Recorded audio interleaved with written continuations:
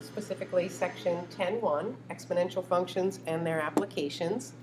Exponential functions and logarithmic functions are inverses of each other, so we're going to start with the exponential functions, and then we'll take a look at log functions in the next section. So an exponential function, by definition, is a function of the form f of x equals a raised to the x, where the variable is now the exponent.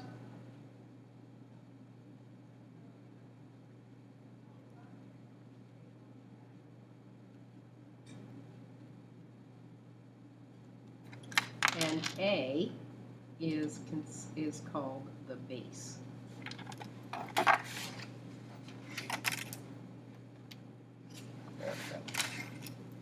Okay, so when we're looking at this, there are some conditions. A has to be greater than 0, and a cannot equal 1. We roll out base 1 in the definition of f of x equals x to the first, because that would be the function f of x equals 1. And that's just a horizontal line at f of x equals 1.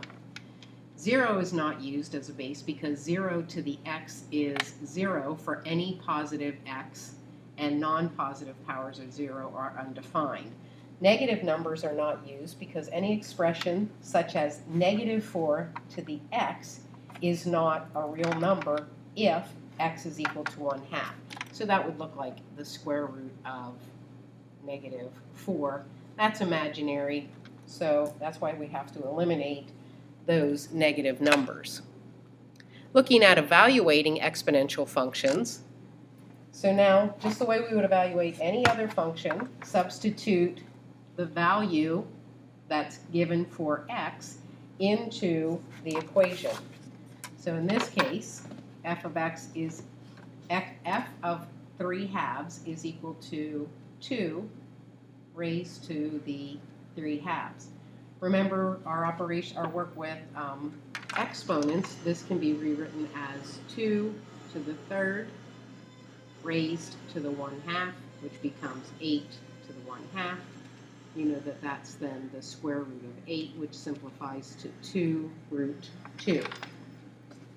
F of -3 is 2 to the -3, which becomes 1 over 2 to the third, which is 1/8.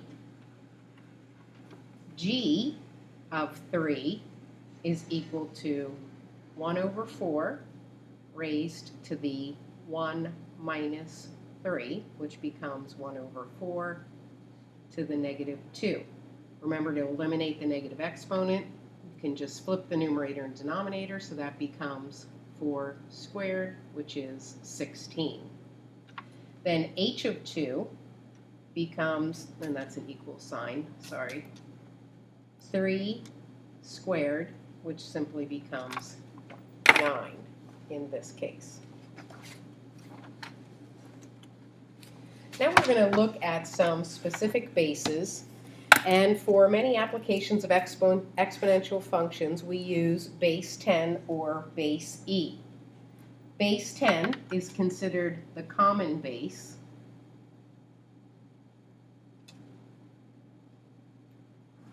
and that might be a function that looks like f of x is equal to 10 raised to the x, where 10 is the base. So if I had f of 3, that would be 10 to the third, or 1,000. Another base that is common to use is base e. Base e is an irrational number with an approximate value of 2.718.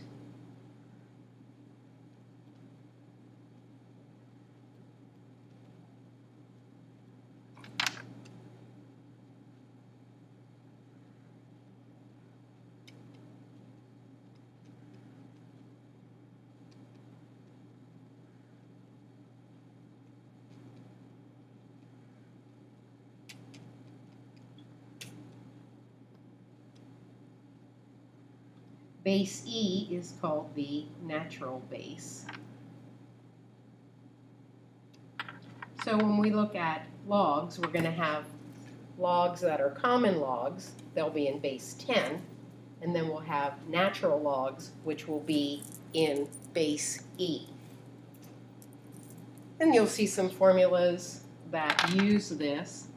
The formula might look like A sub n is equal to A sub 0 e to the RT. That's a sample of a formula we're going to use later. You don't have to understand it now. I just wanted you to see what that would look like. Okay, for the domain, there will be no restrictions placed on the exponent x. It can be from negative infinity to positive infinity. But when we look at the range of these functions, we're going to see that it's actually asymptotic at f of x equals 0. So let's take a look at a few of these. I'm just going to generate some values.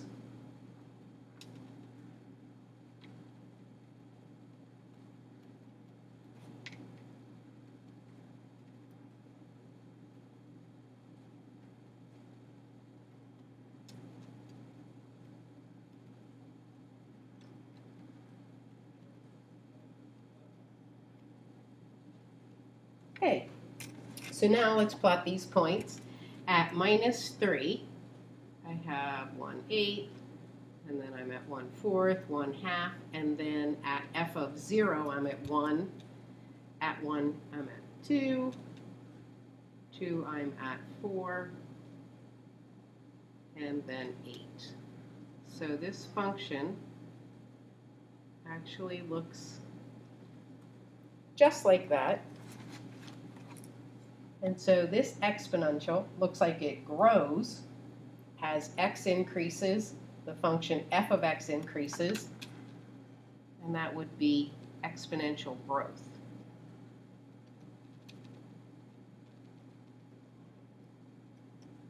So as x increases, my function's increasing. We're going to be looking for a couple of commonalities here as we do these two graphs. Next one, g of x equals 3 raised to the x. And again, I'll just come up with a few values.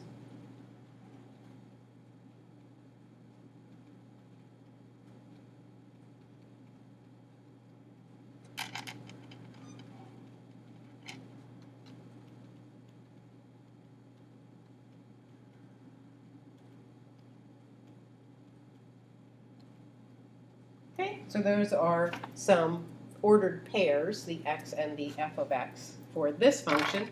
We'll go ahead and plot these points. So at negative 3 again, and this could continue on and get closer and closer to that f of x axis.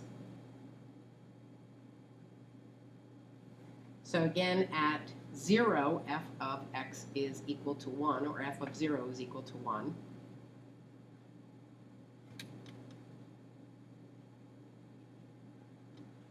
So again, this function takes on a similar shape. This one climbs a little steeper because our base is larger, so it's going to climb a little faster. So if we look at this, we can come up with a couple of summary ideas about this. One is that as the function, as x increases, the function f of x increases. It actually has a y-intercept that's always the same, and that is f of 0 is equal to 1. So they seem to cross the y-axis at that 1. The domain for these two functions is negative infinity to positive infinity. The range is 0, has to be greater than 0, to positive infinity. So let's take a look at these ideas. The y-intercept of the curve is at 0, 1. The domain is negative infinity to positive infinity. Didn't leave enough room for me to write that. You wonder why I didn't type that in there. I didn't have the symbols for it. So negative infinity to positive infinity. And then the range will be from 0 to positive infinity, making sure that 0 is not included. The curve approaches the negative x-axis, but doesn't touch it, so it's asymptotic to that f of x axis, the y or f of x values are increasing as we move from left to right. So that's exponential growth, and that's kind of the summary. Let's take a look now where we change.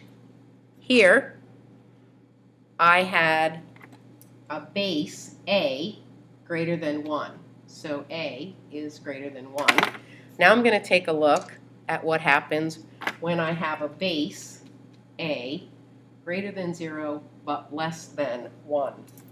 So let's fill in some values here. So f of negative 3 is now 8.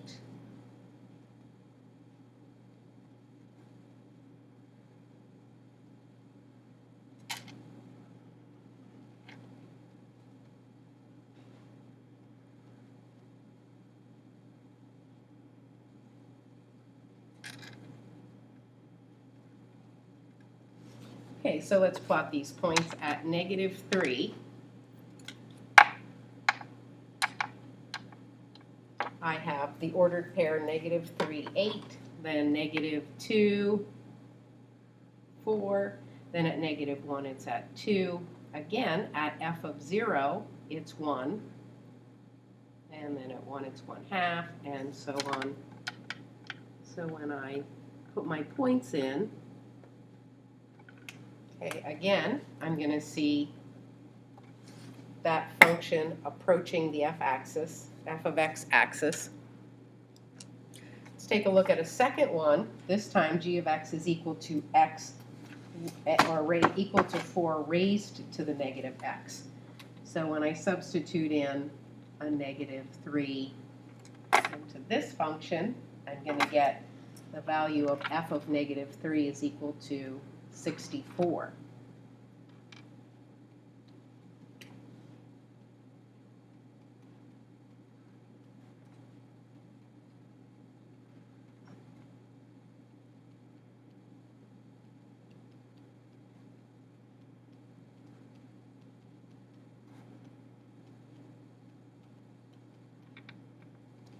So if you plot a few of these points, actually I'm only going to be able to get a couple of them on here. So again, you're going to see that decreasing from left to right. Again, now it's going to approach the f of x axis, or that y-axis, as it approaches positive infinity. And this is exponential decay.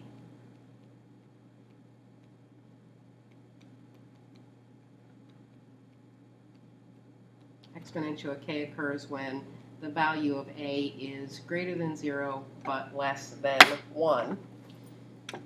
So if you looked at this g of x and you took that 4 to the minus x and rewrote that as a positive, it would become 1 over 4 to the x. So you can see, which is 1/4 raised to the x, which you can see makes that value of a between 0 and 1. Again, there are some similarities here. We have the y-intercept of the curve is at 0, 1. The domain is from minus infinity to positive infinity. The range is from 0 to 8, or 0 to infinity. The curve approaches the positive x-axis but does not touch it. And the y or f of x values are decreasing as we move from left to right. So here are those. The y-intercept of the curve is at 0, 1. The domain, minus infinity to plus infinity. And the range from 0 to positive infinity. The curve approaches the positive x-axis but doesn't touch it. The y or f of x values are decreasing as we move from left to right. And that's exponential decay. The function looks the same. What changes it from growth to decay is that value of a. Now we're going to look at exponential equations, and we've talked about the one-to-one property before. And what that says is if you have bases that are the same, raised to a power, if those bases are alike, then those powers must be equal. So when we look at solving this type of equation, what we want to do is try to get the bases to be the same. So the first example, I have 2 raised to the 2x minus 1 equal to 8. So I take a look at that 8 and I want to rewrite that as a base raised to a power, hopefully base 2. So I know that that's 2 to the third. Now bases are alike, so therefore those exponents must be equal. 2x minus 1 equals 3, so 2x equals 4, so x is equal to 2. Looking at b, I have 9 raised to the absolute value of x is equal to 3, and that's to the first power. I know 9 is 3 squared, so I'm going to rewrite that as 3 squared times the absolute value of x is equal to 3 to the first. Those bases are alike, so the exponents must be equal, so that becomes 2 times the absolute value of x is equal to 1. The absolute value of x is equal to 1/2. Because it's the absolute value, then x is equal to both plus and minus 1/2. Okay, next I have 1/8 is equal to 4 raised to the x. I want to get to a common base, so that base is going to be raised to a power. I'm going to rewrite 1 over 8 as 8 to the negative 1 is equal to 4 to the x. Now we all know the common base here is going to be 2. So it's going to be 2 raised to the negative 3 is equal to 2 to the 2x. Again, those bases are alike, so the exponents must be equal, so x is equal to negative 3/2. So that's how we're going to solve those exponential equations.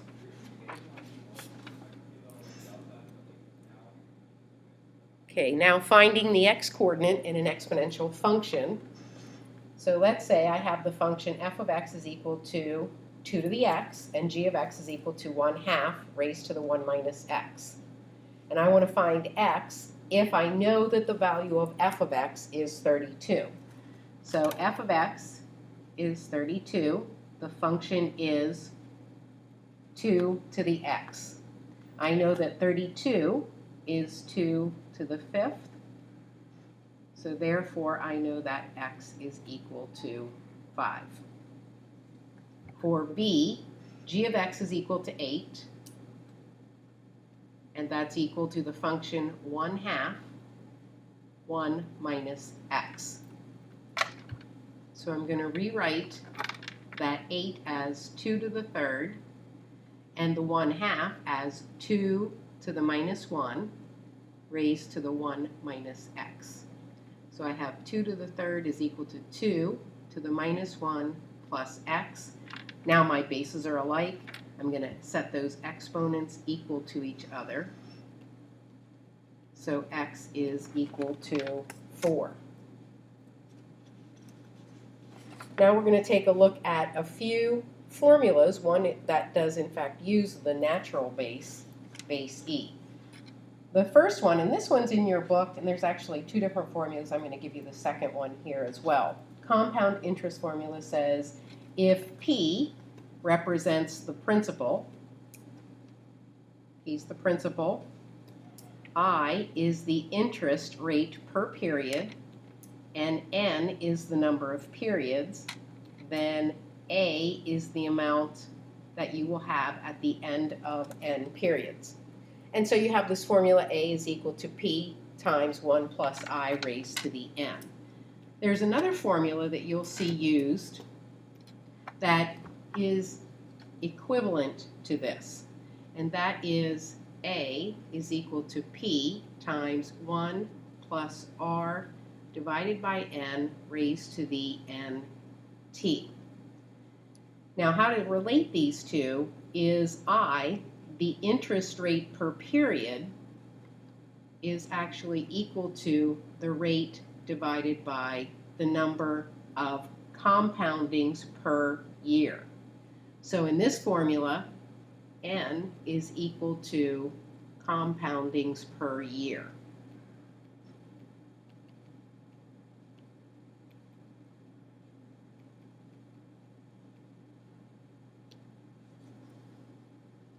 And here, N is this number of periods. So that's the number of times it's going to be compounded in a given period of time. And then, let's see, the N times T in this formula, that would be the number of times it's compounded per year times the number of years. So let's take a look at these two formulas in this one specific problem. Okay, for this one problem, it says $350 is deposited in an account paying 12% compounded monthly. Then how much is the account at the end of 6 years and 6 months? So the amount is equal to the principal times 1 plus the interest rate per period. Now the interest rate per period is the rate divided by the number of compoundings per year. So that's going to give me a rate of 0.01 raised to the n. In this formula, n is the number of compoundings, so it's compounded monthly. 12 times 6.6 is going to be 78, so raised to the 78. Let me calculate that. I didn't do that in these notes.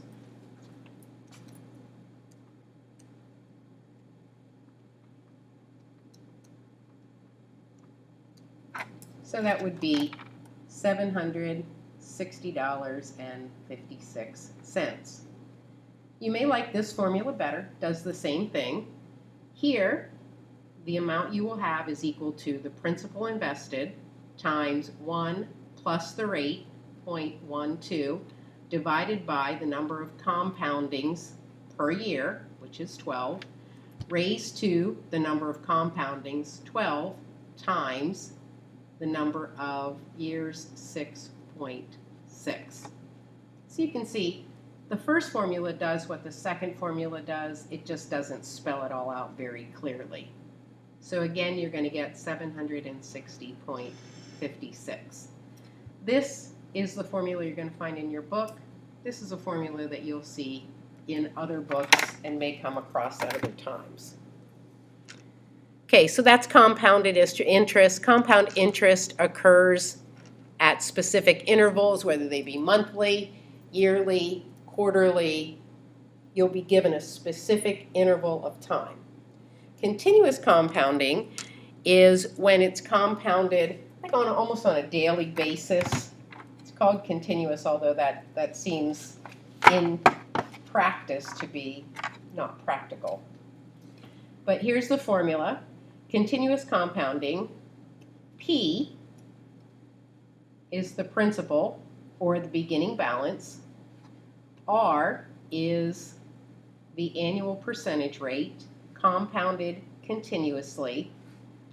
T is the time in years, and A is going to be the amount at the end or the balance after some period of time. And that looks like this formula. A equals, can't read it very well, P, E, and E is raised to the RT. So RT is the exponent on that base, that natural base E. Think of Pert, the shampoo.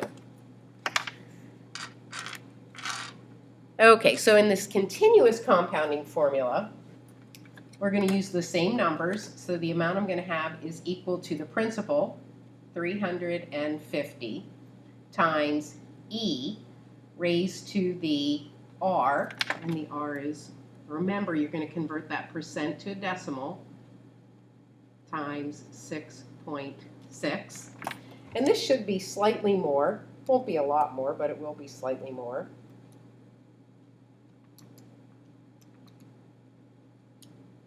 $772.73. So I think think about this idea of compound interest, what's happening is you're actually earning interest on the interest that you've already earned. So you put some money in the bank, they give you some interest on top of that, and now you're going to earn interest on your original principal plus the interest that you've earned, and that's compound interest. Homework problems we will look at in class tomorrow. Have a nice evening. I'll see you tomorrow.